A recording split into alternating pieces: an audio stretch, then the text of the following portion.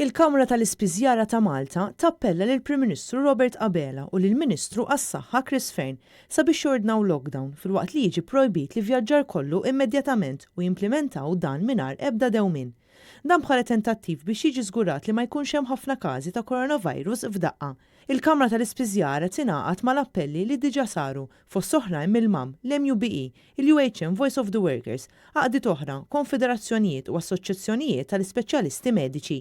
Il-Kamra tal-Ispiżjara tappoġġi għal kollox din id-deċiżjoni sabiex ikun salvagwardjat aktar il-poplu Malti, speċjalment dawk l-aktar vulnerabbli, l-ispiżjara, il-professjonisti tas-saħħa u ħaddiema oħra fil-prattika pubblika u privata. Sqarrija oħra ħarġet mill-Kamra tal-Kummerċ Fawdex illi appellat lill-Gvern biex f'dan iż-żmien diffiċli jiddaħħlu miżuri speċifiċi għal ġid tan-negozji għawċin. Il-Kamra tirrappreżenta n-negozji Fawdex qalet li dak li ħabba il-Prim Ministru s-Sibt li għadda dwar il-posponiment tal-VAT ftit li xejn sejjin.